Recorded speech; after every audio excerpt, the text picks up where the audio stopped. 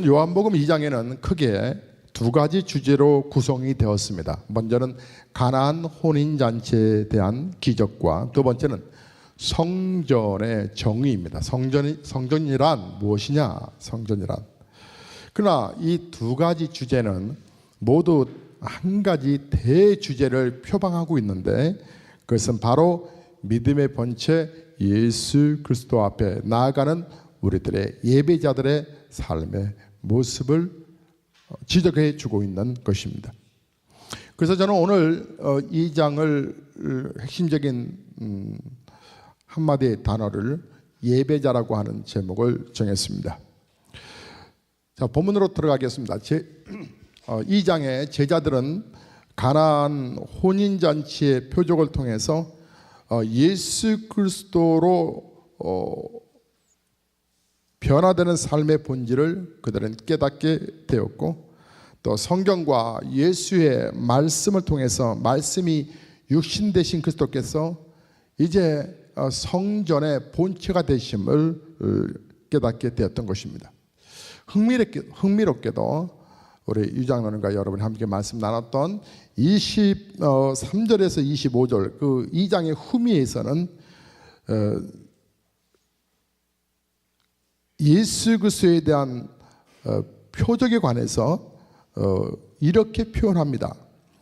23절을 보시면 6월절에 예수께서 예루살렘에 계시니 많은 사람이 그의 행하시는 표적을 보고 그의 이름을 믿었으나 그 이름을 믿었다라고 한 것으로 보아 예수님은 6월절에 성전에 거하시면서 많은 사람들의 병을 고치셨고, 또 귀신을 쫓아내셨고, 또한 소경과 귀머거리들을 온전케 하셨음을 우리가 엿볼 수 있는 것입니다.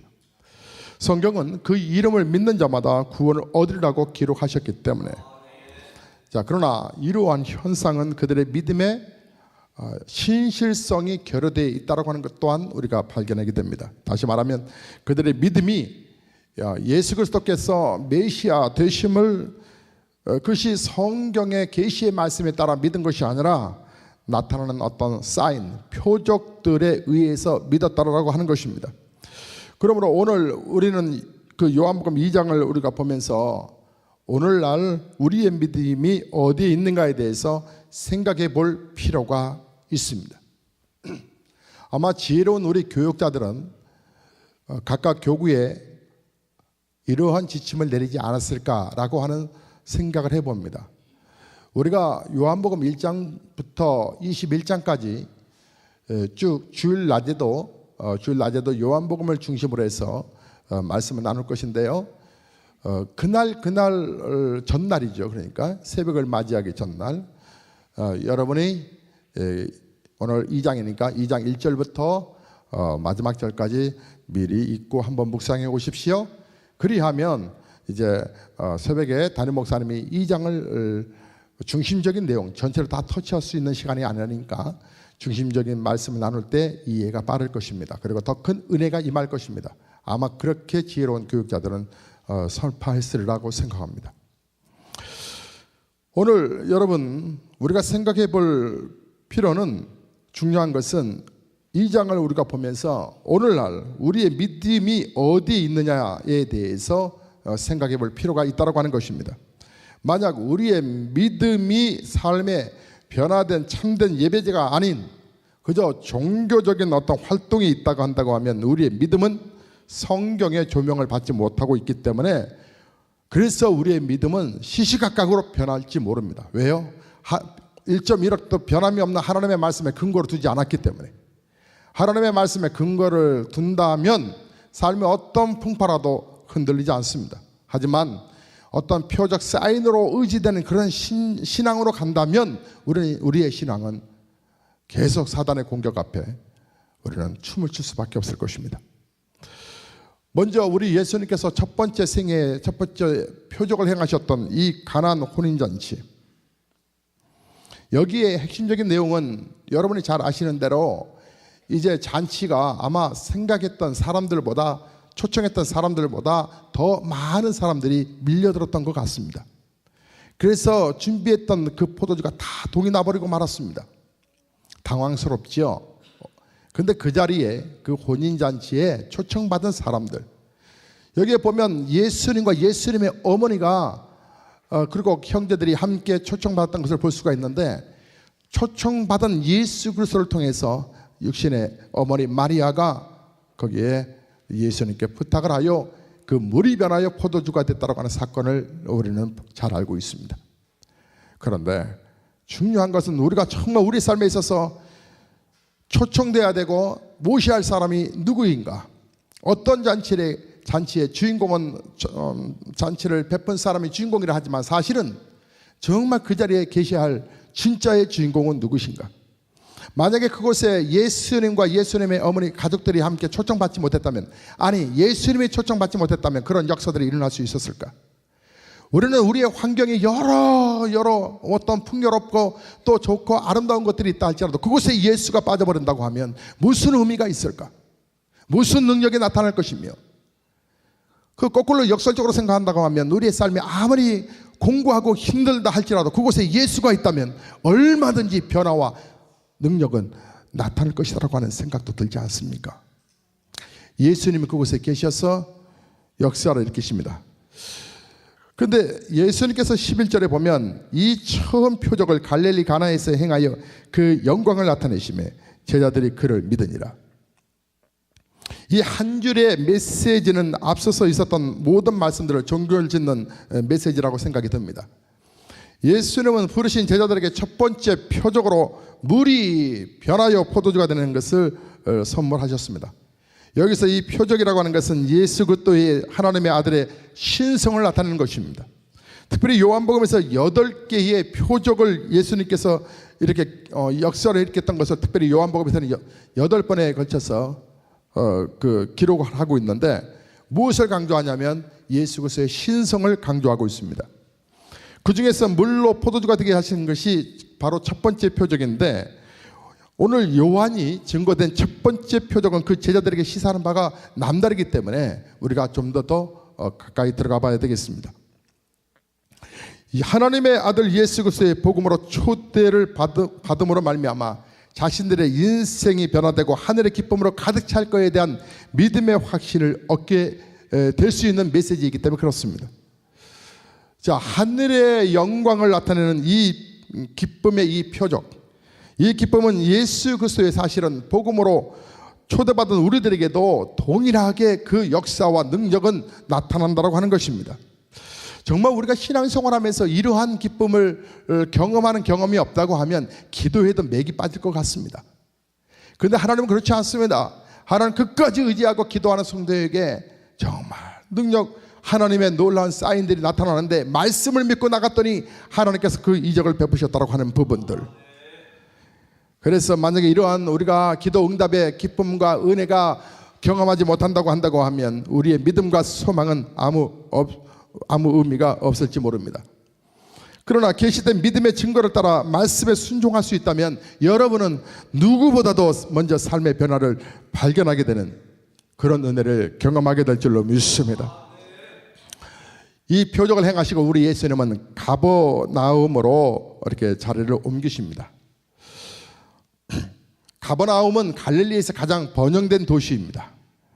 그곳에서 정치, 경제 또 모든 문화의 중심지인 그곳인데 사람들의 왕래도 많았고요. 그러나 요한은 그 12절의 그 상반절을 보면 가버나움으로 내려가 거기 여러 날 계시지 아니하셨다라고 기록하고 있습니다. 즉 가버나움에서 예수님은 특별한 기적과 이적을 나타내지 않으셨다고 하는 얘기입니다. 문화와 문명이 예수를 삼켜버린 경우들이 많습니다. 정신없이 살아가는 인생들 속에 예수를 놓쳐버리고 살아가는 수많은 사람들. 자, 말씀은 13절부터 25절까지 성전과 그리스도에 대해서 말씀하고 있습니다. 23절에 보면 6월절에 예수께서 예루살렘에 계시니 많은 사람이 그 행하시는 표적을 보고 그 이름을 믿었으나, 자, 저는 예배에 대한 예배자로서 예배에 대한 부분을 약간 여러분과 좀 더 나아가려고 합니다. 2장의 두 번째 문단이 예수님의 공생의 사역 가운데서 첫 번째 맞이하는 6월절이었습니다. 예수님의 공생의 3년 동안에 3번의 유월절을 맞이하시거든요. 요한복음에서는 오늘 본문의 2장과 그리고 6장으로 넘어가는 것과 11장을 보면 예수님께서 3번의 유월절에 대해서 언급하신 것을 볼 수 있습니다. 그때마다 예루살렘에 올라가서 백성들과 함께 명절을 맞이하셨는데, 예수 그리스도께서 사역을 시작하시면서 첫 번째로 맞은 유월절에 예루살렘에 올라가 행하신 것은 성전 안에서 소와 양과 비둘기 파는 그리고 이제 환전상들을 쫓아내신 것입니다. 이들의 위선적인 종교 행위에 대해서 예수님은 노끈을 아주 채찍에 만들어서 양이나 소를 다 쫓아내 버리시고, 그리고 그 환전상들의 상을 엎어버리면서 16절에 보면 이렇게 표현합니다. 내 아버지의 집으로 장사하는 집을 만들지 말라. 예수님이 분노하셨습니다. 예수님이 아주 그냥 화가 끝까지 오르셨습니다. 그래서 엎어버리셨습니다. 성전 안에서 이러한 장사는 오랫동안 내려온 관행이었습니다. 성경은 제사장의 어른들과 백성들도 크게 범죄해서 이방 모든 가증한 일을 본받아서 여호와께서 예루살렘에 거룩하게 두신 그 전을 더럽혔다라고 하면은 그 예언서의 말씀대로 역대하 36장에서 나오는 그 메시지의 예언처럼 그들은 성전을 다 더럽히고 말았습니다. 명분은 아주 좋았지요. 하나님 앞에 흠없는 제사를 드려야 되므로. 그래서 각 고향에서 짐승들을 가지고 왔던 이 짐승들이 먼 길을 오다가 상처를 입기도 하고 또 병들기도 하고, 그러니까 그래서 이 제물들을 그렇게 가져오지 말고 돈 가지고 와서 그래서 이제 로마의 화폐로 또 바꿔야 되니까 바꿔서, 그래서 짐승을 사서 제사장한테 드리자. 그러면 짐승 하나님 앞에 드리자는 그 제물이 깨끗하지 않겠는가? 명분은 좋았습니다. 하지만 그곳에서 신실한 마음으로 정말 하나님 앞에 감사하는 마음으로 드려지는 그런 예배자의 자세가 아니었던 것입니다. 그런데 이 일이 세 번째 유월절에서도 동일하게 일어났습니다. 이 부분에 관해서는 요한복음은 아주 리얼하게 표현하고 있지는 않지만 마가복음을 넘어가 보면 마가복음에서 환전상의 상과 비둘기 파는 자의 의자를 둘러보셨던 것을 마가복음 11장 15절에 기록하고 있습니다. 예수님께서 기록된 바 내 집은 만민이 기도하는 집이라 칭함을 받지 아니하였느냐? 너희가 강도의 아주 구렬로 만들어버리고 마는구나. 이 말씀은 주께서 이사야서 제56장 7절에 하신 말씀을 마가는 거기에 대해서 기록하고 있습니다. 자, 예수님께서 이 일을 행하시자 18절에 보면 유대인들이 들고 일어났습니다. 이런 말이었죠. 내가 이런 일을 행하니 무슨 표적을 우리에게 보이겠느냐? 다시 말해서 모세와 같이 네가 하나님의 종이라면, 하나님의 선지자라면, 하나님의 능력자라면 하늘에서 보이신 그 징표를 우리에게 보여야 되지 않겠느냐? 그러나 이미 메시아 표적은 예수님의 탄생과 함께 나타나셨고, 이스라엘 사람들 중에 나사렛 예수의 탄생에 관한 일들과 또 그 앞에 보내심을 받은 세례 요한의 표적들을 모르는 사람들은 사실 없을 것입니다.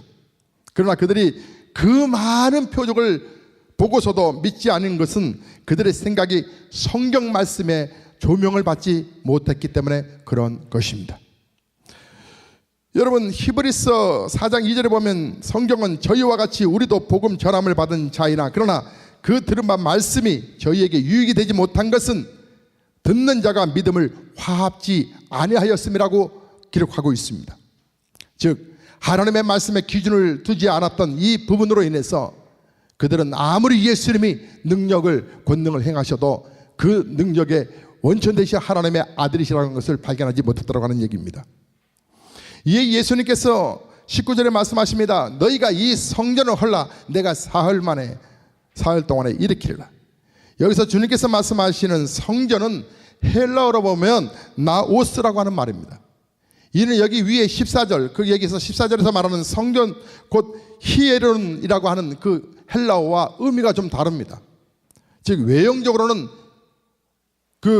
이 성전이라고 하는 부분, 외형적 템플을 뜻하는 것이지만 예수님의 말씀하시는 여기서 성전이라고 하는 의미는 나우스는 곧 보이지 않는 성전, 그래서 내면성에 대한 중요성을 언급하셨던 것입니다. 예수님의 말씀에 대해서 사람들은 언어적인 문자적인 이 파생된 단어의 의미 속에서 그들은 대혼란에 빠졌습니다. 왜냐하면 그들은 성경의 조명을 받지 못했고 단지 외형적인 종교적 신앙생활에 급급한 나머지 주께서 하신 말씀의 뜻을, 원초적인 뜻을 깨닫지 못했기 때문에, 그래서 유대인들의 20절에 말하기를 이 성전은 46년 동안 지었거늘 내가 3일 동안에 일으키겠느냐, 이렇게 힐문을 냈습니다. 그러나 이 예수님께서는 21절의 말씀에 보니까 이 성전은 자기의 육체를 가리킨 것이다라고 이렇게 말씀하고 계십니다. 그 당시에 성전은 그 유대의 왕이 된 헤롯 대왕이 유대인들의 환심을 사기 위해서 성전을 해체해서 리모델링 하기 시작했습니다. 흥미로운 것은 그 시작이 기원전 BC, 그러니까 19년에 시작이 됐습니다. 그래서 46년 동안 지속되고 있었고, 그래서 AD 64년까지 완성하지도 못했는데 이 성전은 AD 70년에 로마 티토 장군에 의해서 예루살렘 공격으로 불타 없어져 버리고 맙니다. 그렇다면 그 당시 연대가 이제 기원전과 기원후를 딱 계산해 보면 기원 후 37년 경임을 대충 이렇게 우리가 생각해 본다면 당시 예수님이 기원전 5년에 탄생한 것을 계산하면 예수님의 나이가 대충 30세쯤 되었다고 하는 것을 우리는 누가복음 3장에서도 대충 시간을 맞춰볼 수 있습니다. 그러니까 예수님이 이 유월절의 첫 번째 유월절을 맞이하셨다고 하는 것을 반증하고 있는 것이죠. 22절에서 요한이 하는 얘기가 이렇게 말을 합니다. 우리 22절 말씀 읽어보겠습니다. 본문 2장 22절 시작.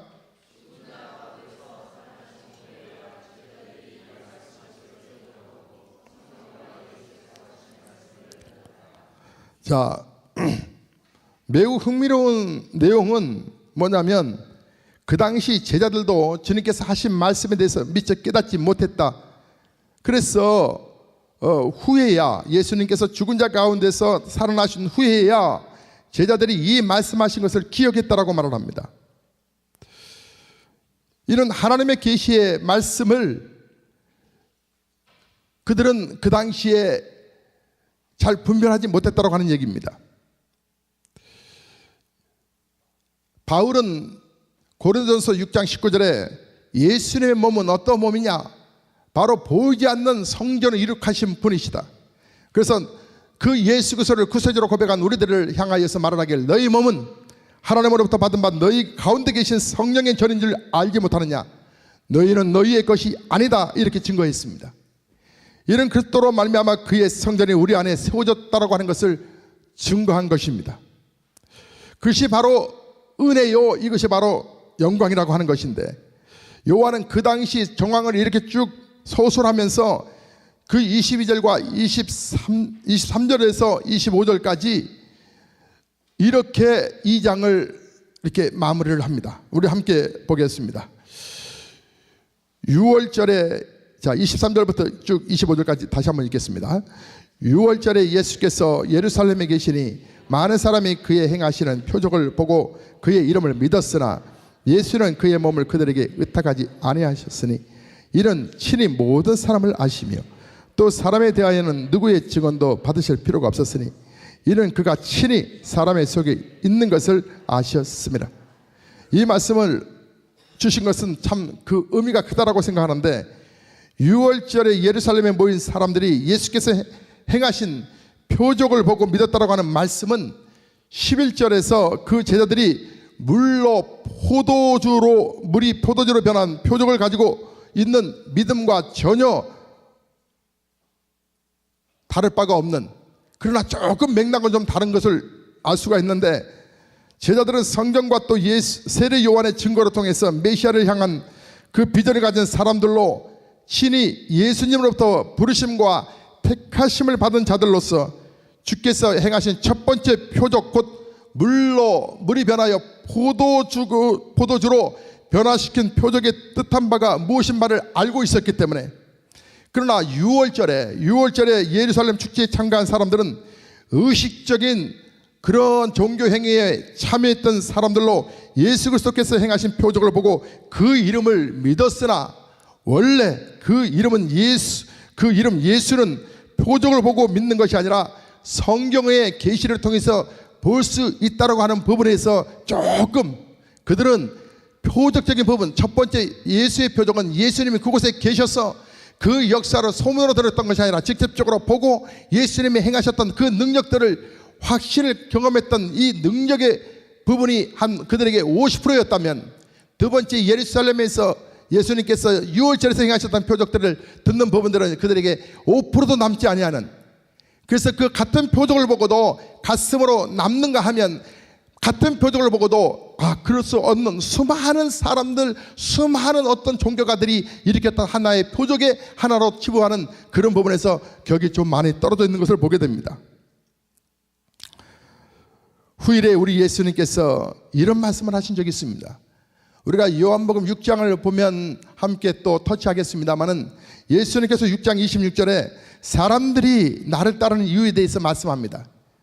내가 진실로 진실로 너희에게 이르노니 너희가 나를 찾는 것은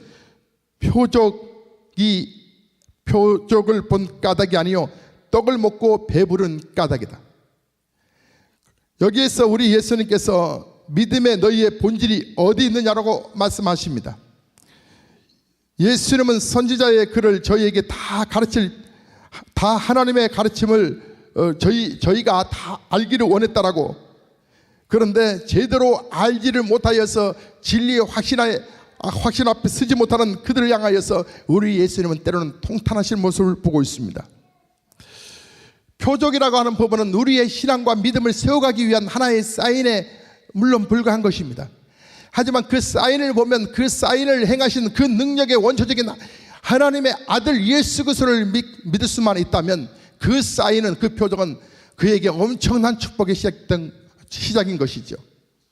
가나안 혼인잔치에서 그들은 예수님께서 행하셨던 그 사인을 보고 그 다음에 하나님의 행하실 일들에 대해서 그들은 기대를 하고 있었습니다. 그러나 보편적인 모든 사람들은 그저 어떤 능력자가 나타나는 것은 그저 그들에게 육신의 빵을 채우는 것으로 그들은 행복했을 뿐이지 영원한 생명, 영생이 있다고 하는 것에는 관심이 참 적었던 것을 안타깝게 보게 됩니다.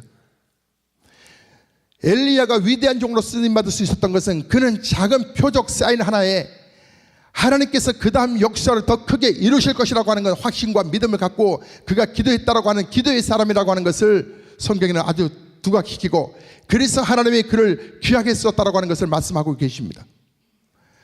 그렇게 하나님의 능력을 강구했던 그에게 하나님은 사인은 아주 구름 조각만한 조그만 사인의 그 한 가지만 보여주셨습니다. 그러나 엘리야는 그 조그만 이 구름덩어리를 가지고, 이 손바닥만한 이 구름을 가지고 이것은 엄청난 비가, 엄청난 장대비가 쏟아질 것을 확신하고 그는 선포하며 왕에게 빨리 이것을 피하라고 고백을 합니다. 우리 성도들은, 믿음에 있는 신자들은 하나님께서 우리에게 각각 우리의 생활 속에서 비춰주시는 이 조그만 사인, 그 사인을 보셨다면 그 다음 것들이 온다고 하는 확신과 믿음을 가져야 될 줄로 믿습니다. 아무리 예수님의 능력을 행하여도, 아무리 예수님의 권능을 행하여도 행하는 그 부분에만 여러분이 눈을 그 부분에만 쳐다본다고 하면 진짜 이 능력을 행하신 하나님의 역사를 우리는 경험하지 못하는, 신앙이 깊어가지 못하는 그런 어린 자의 신앙으로 머물고 말기 때문에 우리는 이 부분에서 빨리 뛰어넘어야 하는 것입니다. 그러므로 오늘 이 메시지를 보는 우리는 한번 좀 생각해 보셔야 되겠습니다. 응답받을 만한 믿음이 있는가에 대해서 생각해 볼 필요가 있습니다. 많은 사람들이 하나님을 향하여 자기의 믿음을 표출하려고 하지만 그는 사람이 아니신 하나님이시므로 우리의 믿음을 구태여 우리가 표출할 필요는 없을 것입니다. 그는 메시아를 향한 우리의 지실된 마음을 요구하고 계시기 때문에, 그래서 변함없는 자리에서 여전히 하나님의 말씀 앞에 묵상하고 그 앞에 순종하려고 하는 성도, 하나님의 말씀이라면 철저하게 순종해 가는 성도. 나중에 신앙의 믿음의 철이던 베드로가 이런 말을 합니다.